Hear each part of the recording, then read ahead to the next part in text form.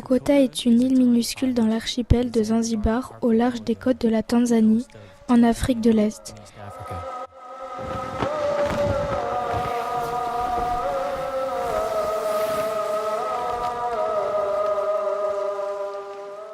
Elle ne mesure que 2,5 km de long sur 1 km de large et pour la plus grande partie, la vie y ressemble beaucoup à celle qu'elle aurait pu être il y a 100 ans.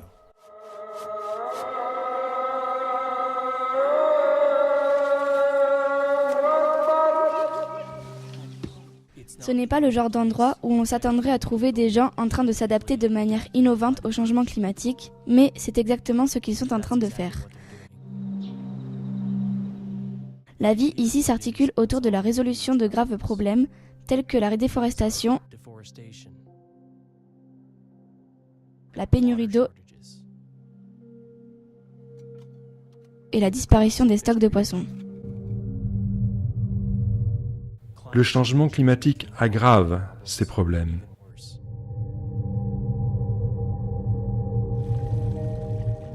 Aujourd'hui, évidemment, la planète entière fait face à ces immenses défis et c'est ce qui rend l'expérience de Kokota tellement importante.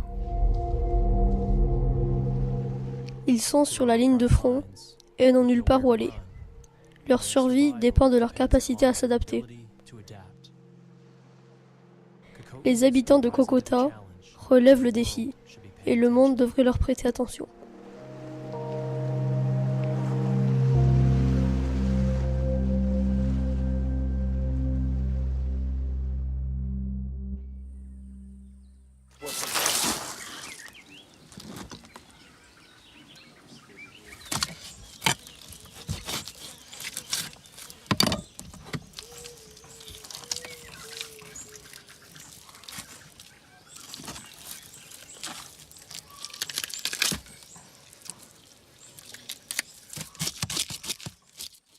Je suis venu ici quand j'étais enfant. La vie était bonne. Il y avait beaucoup de nourriture. Cette île était bénie. Où que tu ailles pêcher, tu pouvais attraper du poisson. Si tu décidais de cultiver même un petit bout de terre, tu pouvais récolter beaucoup.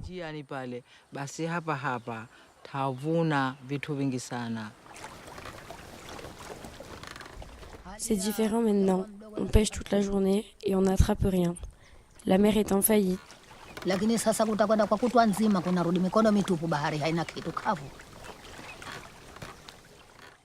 Avant, on avait une grande forêt ici. On l'a coupée avec des machettes et des haches. Nous n'avons plus de grandes forêts maintenant. Nous n'utilisons plus les grandes haches. Nous étions un petit nombre, mais maintenant nous sommes nombreux. Aujourd'hui, 450 personnes vivent sur Kokota.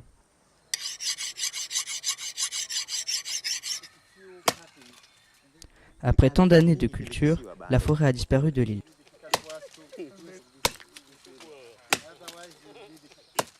Avant, on la brûlait. Chaque année, nous avons brûlé davantage de forêts.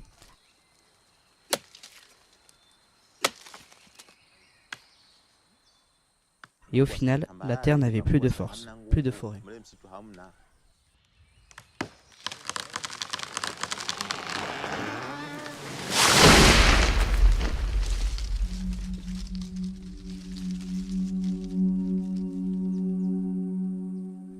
On commence à sentir à quel point la déforestation mondiale serait désastreuse en regardant Kokota. Sans une canopée d'arbres, les températures ont augmenté. Le sol ne pouvait pas retenir l'humidité et sans un dense réseau de racines pour retenir l'eau, les sols se sont rapidement changés en poussière. Le changement climatique a rendu les choses pires encore. Les pluies sont devenues moins fréquentes et plus torrentielles. L'air est devenu plus chaud et il y a eu plus de vent. Faire pousser de la nourriture est devenu presque impossible. Mbarouk Musa Omar vient de l'île voisine Pemba. Quand il est venu sur Kokota pour la première fois, l'île était prête à s'effondrer.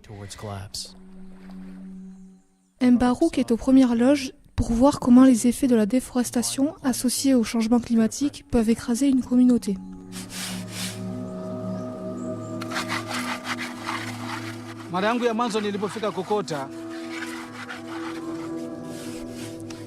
La première fois que je suis venue à Kokota, la population était clairement très pauvre. Il n'y avait pas d'école, pas de centre de soins,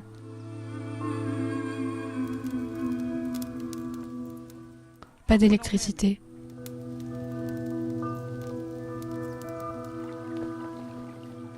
Pas d'eau.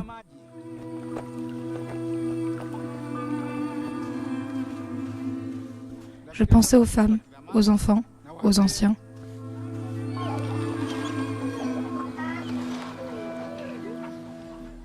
Je voulais les aider, mais qu'est-ce que j'allais faire? J'étais pauvre, je ne pouvais rien faire pour aider les gens de Kokota.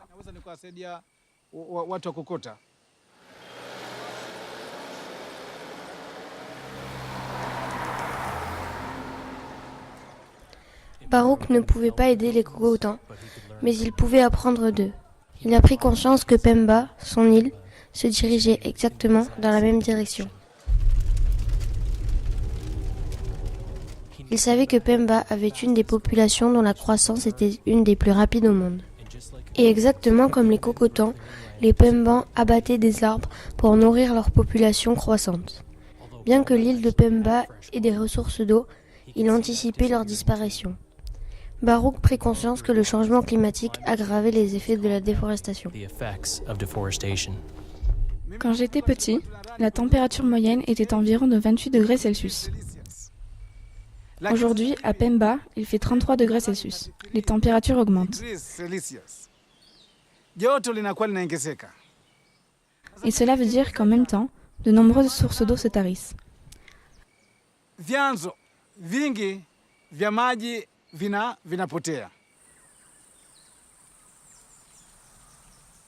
Avant, il y avait des rivières qui étaient tellement pleines que les enfants ne pouvaient pas les traverser sans l'aide de leurs aînés.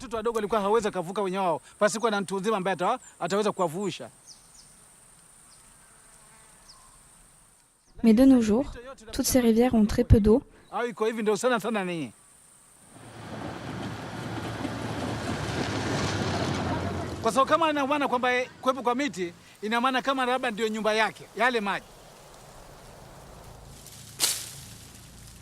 On se détruit nous-mêmes.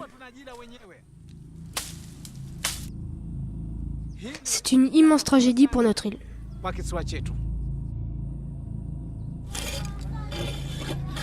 Une disparition totale est maintenant en route. Nos nappes phréatiques s'assèchent. Elles ne peuvent plus stocker l'eau car la terre est à nu. Il n'y a pas d'ombre. Le sol pleure et avec le soleil qui fait monter les températures, bientôt, toute l'eau qui est dans le sol va s'évaporer.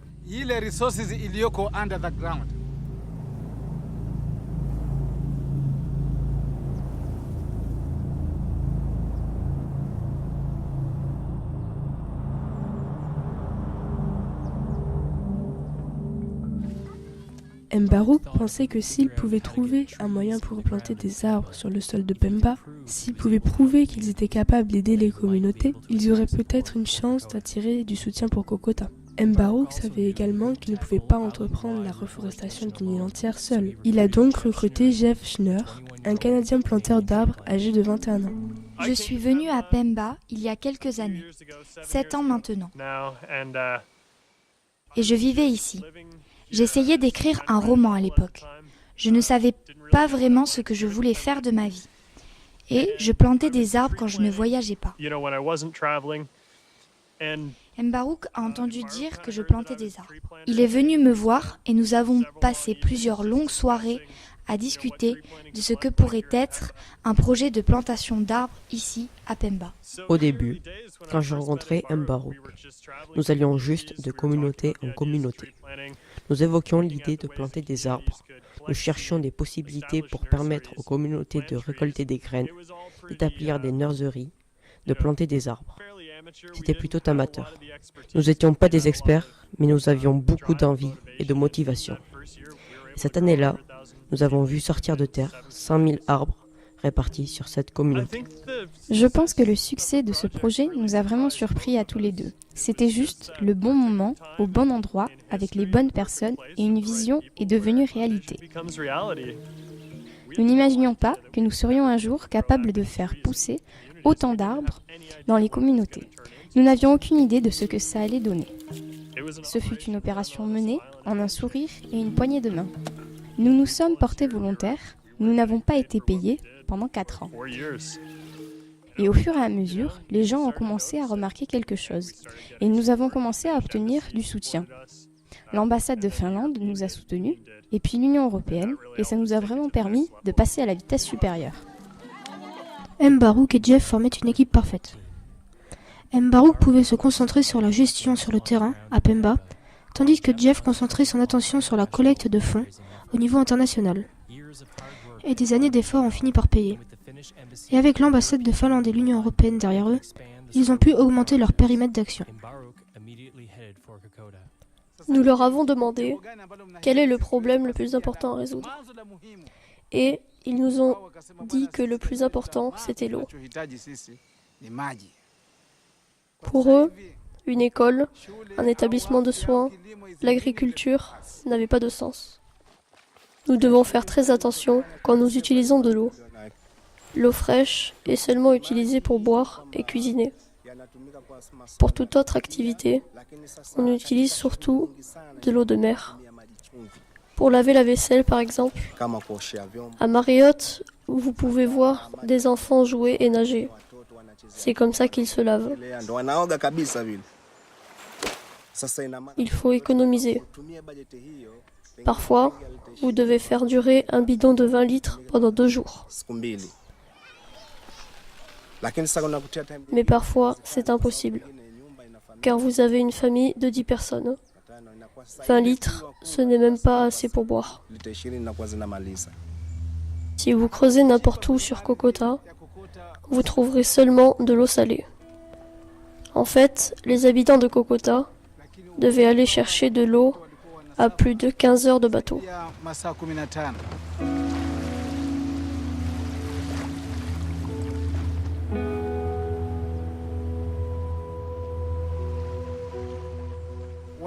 Les gens devaient s'arrêter de travailler. Ils ne pouvaient plus aller pêcher ou cultiver, parce qu'ils avaient un autre travail à accomplir. Il y a eu tellement d'accidents dans cette lutte pour l'eau. Il y a certains jours où la mer est tellement forte que nous nous remplissons les bidons qu'à moitié. L'autre moitié rentre vide.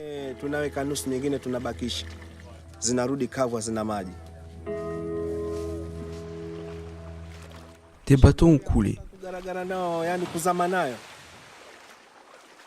Parfois, quand il y a un orage au milieu du voyage et que tu as 40 ou 50 bidons d'eau, tu dois en faire tomber 10 pour relever un peu le bateau. Sinon, le bateau coule. Nous pensions que la solution pouvait être la récolte de l'eau de pluie.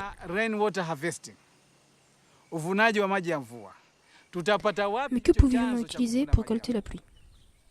Ils ne possédaient que des huttes en terre, totalement inutiles pour récolter la pluie. Nous avons demandé, vous n'avez pas d'autres bâtiments? Ils nous ont dit qu'ils avaient construit les fondations d'une école, mais seulement les fondations. Nous avons dit, d'accord, alors construisons une école. Nous leur avons expliqué qu'une école pouvait leur être utile de 2 façons. D'abord, ce qui n'était pas notre objectif premier, les enfants auraient un lieu pour étudier.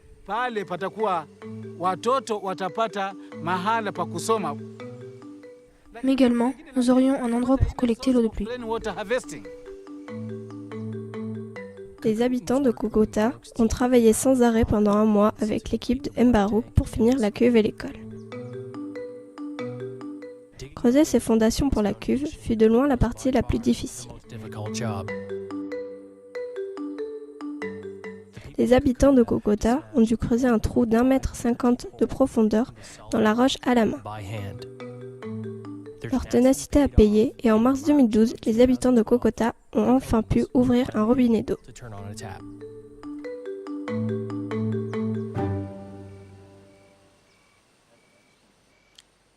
Ça a été comme un rêve. Parce que les gens n'en croyaient pas leurs yeux. C'était, je ne sais pas comment le dire.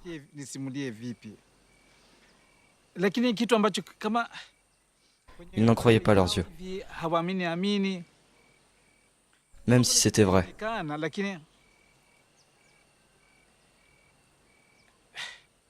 C'était un soulagement, un immense soulagement. C'était comme un rêve lointain. Quelque chose qu'ils désiraient profondément, et maintenant, ce rêve était devenu réalité. Finir la cuve d'eau et l'école a complètement dynamisé l'équipe de Baruch et la communauté. Ils se sentaient compétents grâce à leur succès et prêts à s'attaquer à d'autres problèmes. En construisant une école et une cuve d'eau, ils avaient aussi construit une culture du changement. Une fois que les habitants de Kokota ont eu de l'eau, nous avons pris conscience qu'ils prenaient toujours le bateau pour aller charger leur téléphone portable. Donc, il nous fallait trouver une solution qui ne dépende pas de câblage ou d'infrastructures difficiles à entretenir. Nous avons trouvé une solution que nous appelons le micro-réseau portable. Au-dessus de la cuve d'eau, nous avons installé plusieurs panneaux solaires. Il y a un poste de charge où n'importe qui peut se rendre pour charger son téléphone portable. Mais au-delà de ça, on a fourni une batterie de moto à chaque foyer et ils peuvent l'amener à l'école, la brancher, la charger, rentrer à la maison et avoir de la lumière. C'est une façon d'avoir de l'électricité sans fil. Même une seule ampoule aide les gens à réduire leurs dépenses. Avant, ils devaient acheter du kérosène tous les jours pour alimenter au moins une lampe à huile à la maison. Cela fait au moins 1000 shillings de kérosène par jour. Si on fait le calcul, 1000 fois 30 font 30 000 shillings multipliés par 12. Cela fait 360 000 shillings. Pour une personne pauvre à Kokota, cela équivaut à leur revenu sur l'année. Maintenant, cet argent peut être dépensé pour les membres de la famille. Je dirais que la surface mise à part pour la conservation de la forêt équivaut à presque 40% de la surface de Kokota.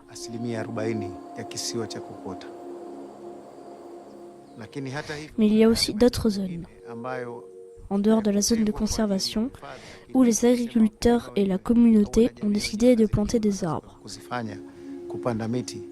Donc, en comptant ces zones, on peut dire que 50% de la forêt est recouverte. On estime avoir replanté environ 300 000 arbres. Le second projet a été un projet d'agroforesterie, c'est-à-dire planter et produire des cultures tout en plantant des arbres de forêt et des arbres fruitiers. Nous avons commencé sur la petite île de Funzi, qui n'est pas très loin. Et la prochaine saison, nous pensons développer encore davantage l'agroforesterie à Funzi. Mais de nombreuses personnes ont décidé qu'elles voulaient cultiver la terre sur Kokota et produire des cultures avec des arbres pour assurer le bon rétablissement de la forêt.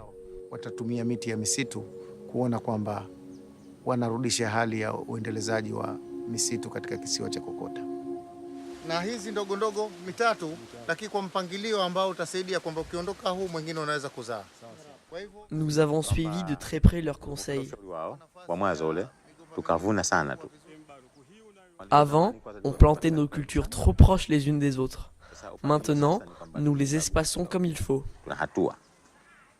On plantait un seul type de culture. Maintenant, on mélange. Nous n'enrichissons plus le sol en brûlant la forêt. Le sol est enrichi par les cultures que nous plantons. D'abord, ils nous ont amené des graines de maïs et nous avons récolté beaucoup de maïs. Puis, ils ont amené des bananes. Maintenant, il y a des bananiers ici. Nous avons planté les arbres à pin, des orangers, des manguiers.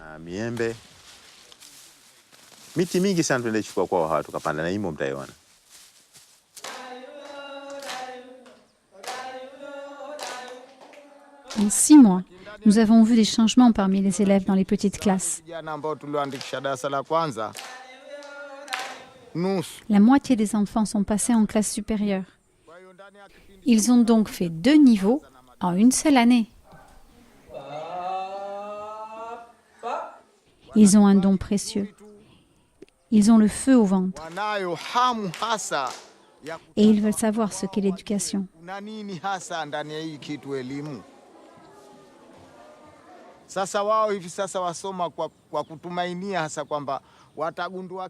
Maintenant, ils lisent et ils espèrent y trouver un trésor. Ils sont comme des chercheurs d'or.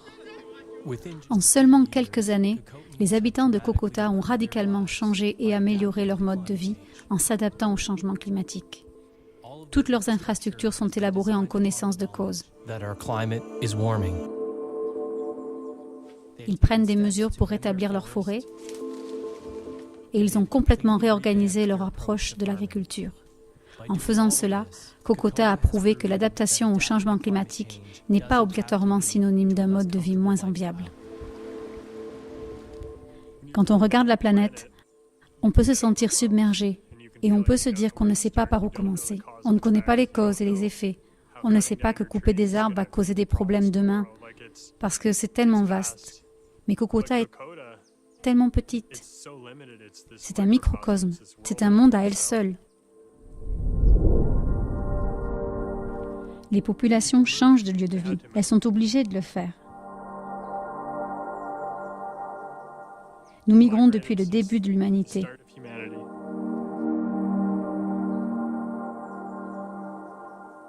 On trouve un lieu généreux et luxuriant.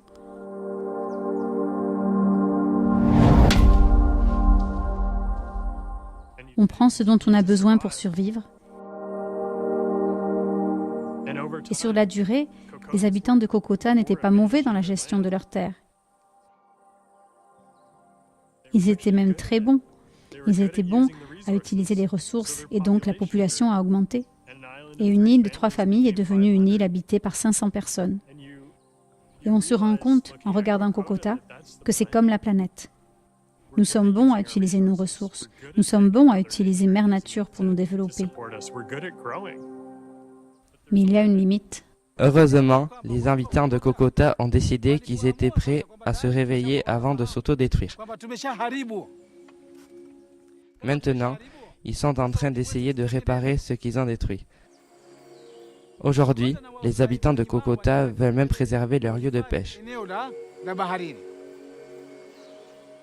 Et ils font de nombreux efforts pour réduire leur consommation de bois. Ils utilisent des feux qui demandent seulement 1 ou 2 branches pour cuisiner un repas. Donc, c'est un bon exemple. Un exemple majeur qui peut être repris n'importe où dans le monde. Utilisons-le pour alimenter le feu de notre détermination. Au début, en venant à Pemba et en travaillant avec les communautés pour planter des arbres, tout le monde appelait cela de la conservation. Certains arbres sont récoltés pour fournir du bois de consommation courante. Ce n'est pas ce que l'on fait normalement quand on a une forêt en conservation en Amérique du Nord. C'est un développement économique, car les communautés plantent des arbres pour se nourrir, pour cuisiner, pour avoir un revenu. Mais au final, c'est toute une zone qui est recouverte d'arbres. Et oui, on peut couper quelques branches et on a toujours une forêt. La conservation est un travail à plein temps. Notre modèle repose sur l'idée que le développement économique est directement opposé à la conservation de l'environnement. Nous ne pouvons pas conserver la nature parce que nous avons besoin d'emplois. On nous dit, nous nous battons contre le changement climatique, mais regardez combien cela coûte. Nous n'en avons pas les moyens. Nous sommes en période de crise. C'est une manière de penser qui est totalement ridicule. Et les habitants de Pemba l'ont démontré. Ils nous ont dit, on peut installer des énergies renouvelables, on peut planter des arbres et mettre en place un système d'agroforesterie qui est respectueux de la nature et de l'environnement. On peut concevoir des feux de cuisson qui consomment bien moins, qui sont commercialisables et qui créent des emplois et de la richesse au sein de la communauté, tout en conservant notre environnement. Et cela renversait totalement cette autre manière de penser. On se rendait compte que non, le développement économique et la conservation de l'environnement ne sont pas opposés. Elles sont en fait étroitement liées. Nous nous sommes engagés à préserver l'environnement, engagés à reboiser, et cela doit être durable. Nous ne devons pas perdre ça de vue, ne serait-ce qu'une seule journée.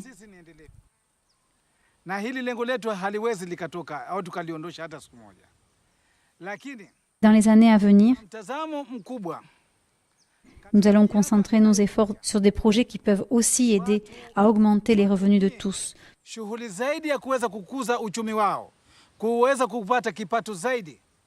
Tout en s'adaptant au changement climatique. Il faut apprendre à cultiver sur de petites surfaces afin d'augmenter la production et le revenu des populations.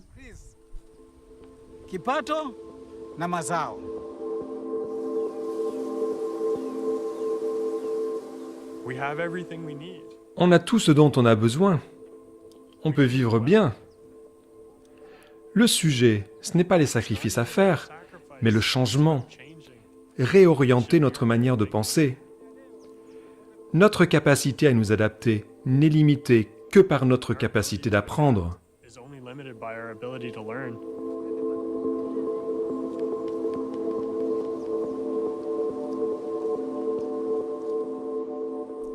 Choisis un problème, même petit, mais pour lequel tu penses avoir une solution. Choisis le lieu où tu peux mettre en place ta solution et comment cela.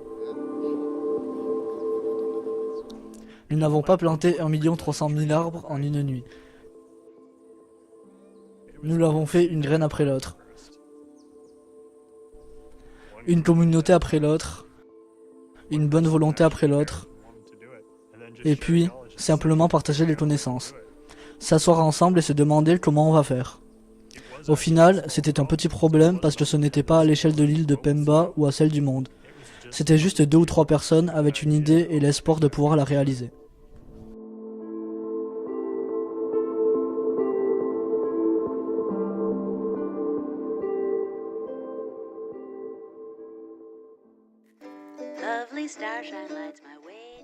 Jeff est aujourd'hui dans le New Brunswick au Canada. Il est fondateur et directeur général de Community Forest International. Mbarouk habite toujours à Wembe sur Pemba. Il est fondateur et directeur général de Community Forest Pemba. Community Forest Pemba intervient maintenant dans 18 communautés. En 2013, ils ont ouvert un lieu d'études sur les innovations dans le monde rural. C'est un établissement qui se spécialise sur l'éducation à l'adaptation au changement climatique. À ce jour, ils ont aidé des centaines de personnes à faire pousser plus d'1 500 000 arbres, construit des centaines de feux en argile économique, installé de nombreux systèmes de panneaux solaires et de récolte des eaux et lancé de nombreux projets d'agroforesterie, de jardins potagers et de ruchers.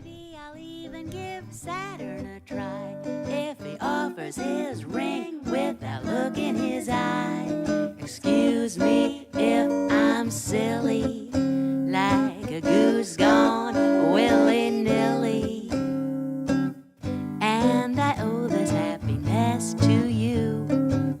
Love has changed my former point of view. Just like a butterfly, I've got new wings. All my dreams are coming, all my dreams are humming, all my dreams are